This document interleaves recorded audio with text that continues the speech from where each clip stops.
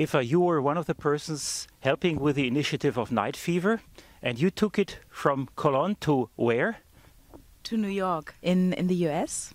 It was last year, and I was in New York for a scholarship and also for internships, and I started telling people about the idea of Night Fever and about how, what good of a tool it is to invite people to church and to invite people actually to spend time with Jesus and to get to know Jesus. Can you explain us a bit more about what is Night Fever? Night Fever works in a very simple way. You basically you need a team of young people, and you need cooperation with the church, and you basically open the doors of the church, and inside of the church there's adoration, which is the center of Night Fever. And it works that young people, they go into the streets around the cathedral and they invite people with a candle, and they just simply invite them to light a candle inside of the church. And that's how people enter the church, and there's beautiful music, there's always adoration. And there's also the possibility to talk to people, to go to confession, and just spend some time of quietness and time in the presence of God, basically. So you filled the cathedral in Cologne and then filled churches in New York?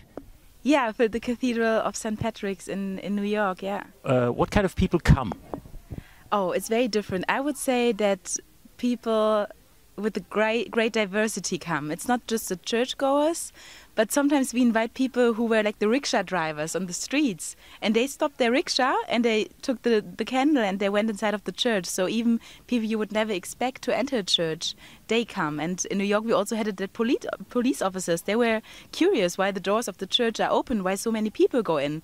So they asked us, what are you doing? We said, hey, just go inside and see what we are doing. And they went inside of the church. So it's all kinds of people from all kinds of backgrounds. At this moment we're here in Malaga for a relay conference. Now, how does relay help you with your work in Night Fever? Relay is first of all a great inspiration and a bunch of relationships and of very inspirational leaders across Europe, and it really helps me to get a wider perspective about what's on in the kingdom of God and also about new ways how to reach people for the gospel. What is it what you can take home from the days spending here at the relay conference? The initiative and the inspiration to dream.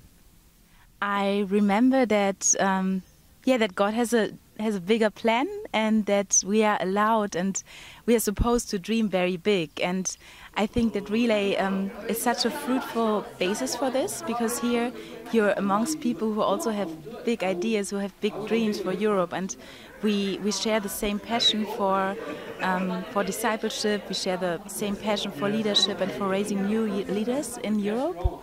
So that's something I'm going home with, and I try to take to my community, to my circle of friends, and I want to nurture this idea and I want to nurture this vision.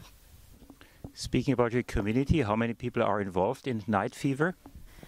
It depends. I think it's difficult to calculate. In Germany we have about 40 cities who are doing Night Fever, but around the world there are many more in different countries, so it's not exactly a community. It's more an initiative. A mass movement almost. Perhaps on the way, yeah. Thank you.